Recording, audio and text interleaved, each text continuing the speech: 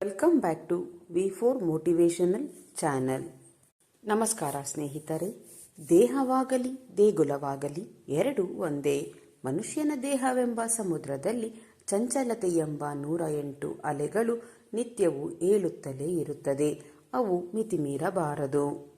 ಸಮುದ್ರದಲ್ಲಿ ಮಿತಿಮೀರುವ ಅಲೆ ಸುನಾಮಿಯಾದಂತೆ ಚಂಚಲಕ್ಕೆ ಮಿತಿಮೀರಿದರೆ ನೋವು ದುಃಖಗಳನ್ನು ಕೊಡುತ್ತದೆ ಹಾಗೂ ಮನುಷ್ಯನನ್ನೇ ನಾಶ ಮಾಡುತ್ತದೆ. ಜಲಸ್ತಂಭನ, ಆಕಾಶ ಸ್ತಂಭನ ಹೇಗೆ ಪಂಚಮಹಾಭೂತಗಳನ್ನು ಸ್ತಂಭನ ಮಾಡಲು ಸಾಧ್ಯವಿದೆ, ಆದರೆ ಮನಸ್ತಂಭನ ಕಷ್ಟ ಸಾಧ್ಯ. ಮನಸ್ಸಿನ ರೋಗಕ್ಕೆ ಔಷಧ ಸಿಗುವುದು ದುರ್ಲಭ.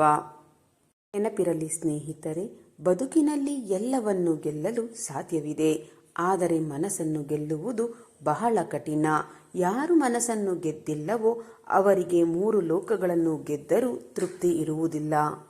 ಮನಸ್ಸು ಹೇಳಿದಂತೆ ಕೇಳುವುದು ಸಾಮಾನ್ಯರ ಲಕ್ಷಣವಾದರೆ ಅದನ್ನು ನಿಯಂತ್ರಣದಲ್ಲಿಟ್ಟುಕೊಂಡಾತ ಮಹಾತ್ಮ ಯೋಗಿಯಾಗುತ್ತಾನೆ. ದೇಹವನ್ನು ಮನಸ್ಸು ಆಳುತ್ತದೆ. ಮನುಷ್ಯ ಮನಸ್ಸನ್ನು ಆಳಬೇಕು. ಮನಸ್ಸು ನಿಮ್ಮನ್ನು ಆಳಲು ಬಿಡಬಾರದು. ಅದಕ್ಕಾಗಿ ಮನಸ್ಸು ಒಂದಿಷ್ಟು ಚಿಂತನೆಗಳಿಗೆ ಒಳಪಡಬೇಕು. ಯಾವುದೇ ವಿಷಯವಿರಲಿ, ಮನಸ್ಸಿನ ನಿಯಂತ್ರಣ ಬೇಕೇ ಬೇಕು. ಮನಸ್ಸು ಚಂಚಲಗೊಳ್ಳುವುದು ತಪ್ಪುವುದಿಲ್ಲ, ಆದರೆ ಚಂಚಲಗೊಂಡಾಗ ಅದು ಜಾರಿದಾಗಲೂ ಹಾಗೆ ಮುಂದೆ ಹೋಗುವುದು ದೊಡ್ಡ ತಪ್ಪು. ಹೊಲ ಗದ್ದೆಯಲ್ಲಿ ಹೇಗೆ ಭತ್ತದ ಸಿವುಡನ್ನು ಭತ್ತದ ಹುಲ್ಲಿನಿಂದ, ಜೋಳದ ಪೆಂಡೆಯನ್ನು ಜೋಳದ ದಂಟಿನಿಂದಲೇ ಕಟ್ಟುತ್ತಾರೋ ಹಾಗೆ ಮನಸ್ಸನ್ನು ಮನಸ್ಸಿನಿಂದಲೇ ಕಟ್ಟಿಹಾಕಬೇಕು. ಅದಕ್ಕೆ ಯಾವ ಬೇರೆ ಸಾಧನದ ಅವಶ್ಯಕತೆಯೂ ಇಲ್ಲ. ಇಂತಹ ಅಭ್ಯಾಸ ಬಲದಿಂದ ಮಾತ್ರ ಮನಸ್ಸಿನ ನಿಯಂತ್ರಣ ಸಾಧ್ಯವಿದೆ. ಮನುಷ್ಯನ ಬಾಹ್ಯ ಜೀವನವು ಪವಿತ್ರವಾದದ್ದು. ಹಾಗೆಯೇ ಮನುಷ್ಯನ ಬಾಹ್ಯ ಬದುಕು ಪವಿತ್ರವಾಗಿದ್ದರೆ ಆಗ ತಾನಾಗಿಯೇ ಒಳಗಿನ ಮನಸ್ಸು ಬದಲಾಗುತ್ತದೆ. ಹೊರಗಿನ ಶಕ್ತಿಯ ನಂತರ ಒಳಗಿನ ಶುದ್ಧಿ ಮಾಡಿಕೊಳ್ಳಬೇಕು. ಮನಸ್ಸಿನ ಮೇಲೆ ನಿಯಂತ್ರಣ ಸಾಧಿಸಿ ಒಂದಿಷ್ಟು ನಿವೇದನೆ ಮಾಡಿಕೊಳ್ಳಿ, ಇಲ್ಲದಿದ್ದರೆ ವೇದನೆಗೆ ಒಳಪಡಬೇಕಾಗುತ್ತದೆ. ಮನಸ್ಸು ನಿಯಂತ್ರಣಕ್ಕೆ ಒಳಗಾದಾಗ ಬೇರೆ ಯಾವುದು ನಿಮಗೆ ಬೇಕಾಗುವುದಿಲ್ಲ. ಪವಿತ್ರವಾದ ಮನಸ್ಸಿಗಿಂತ ಮುಖ್ಯವಾದದ್ದು ಈ ಜಗತ್ತಿನಲ್ಲಿ ಬೇರೊಂದಿಲ್ಲ. ಮನಸ್ಸು ಪವಿತ್ರವಾದರೆ ದೇಹವೇ ದೇಗುಲವಾಗುತ್ತದೆ. ಮನುಷ್ಯ ಆ ದೇಗುಲದಲ್ಲಿರುವ ಮಹಾದೇವನಾಗುತ್ತಾನೆ. ಕ್ಷಮೆ ಎನ್ನುವುದು ಪ್ರತಿಯೊಬ್ಬ ಮಾನವನ ಜೀವನದಲ್ಲಿಯೂ ಇರಬೇಕಾದ ಮಹಾಗುಣ. ಇದನ್ನು ಹೊಂದಿದವರು ಮಹಾನುಭಾವ ಎನಿಸಿಕೊಳ್ಳುತ್ತಾರೆ. ಯಾರಿಗೆ ಈ ಕ್ಷಮಾಗುಣ ಇರುತ್ತದೆಯೋ ಅವರಲ್ಲಿ ಮೇರು ವ್ಯಕ್ತಿತ್ವ ಇರುತ್ತದೆ.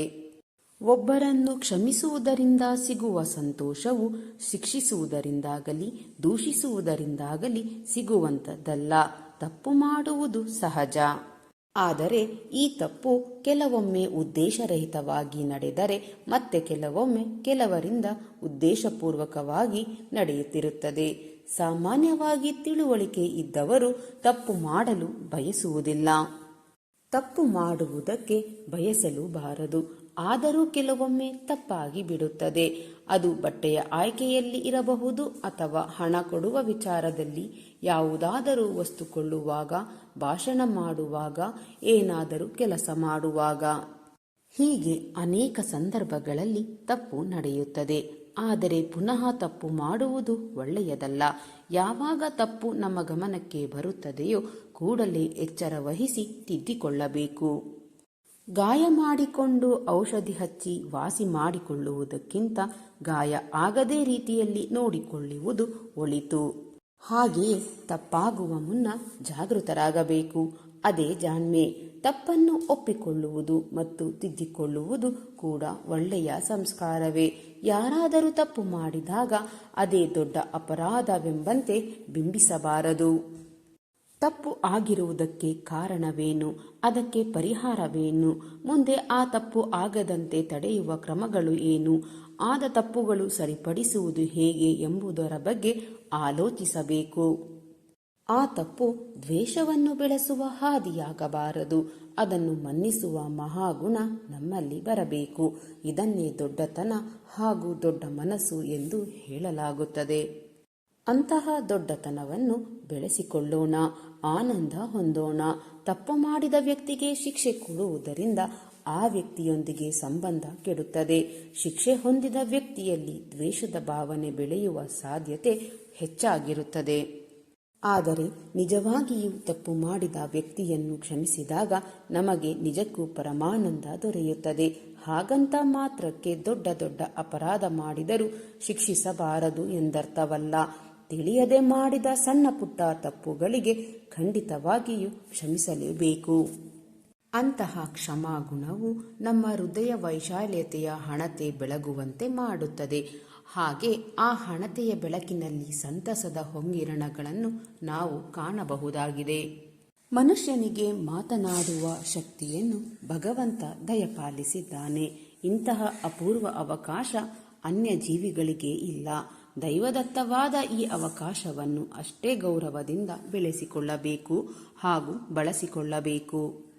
ಮಾತನಾಡುವ ಸಾಮರ್ಥ್ಯವಿದೆ, ಅವಕಾಶವಿದೆ ಎಂದ ಮಾತ್ರಕ್ಕೆ ಏನೇನೋ ಮಾತನಾಡಬಾರದು. ಒಳ್ಳೆಯ ಮಾತುಗಳನ್ನೇ ಆಡಬೇಕು. ಆಡುವ ಮಾತುಗಳು ಸುಲಲಿತವಾಗಿ ಚೆನ್ನಾಗಿ ಇರಬೇಕು ಹಾಗೂ ಮೃದುವಾಗಿರಬೇಕು.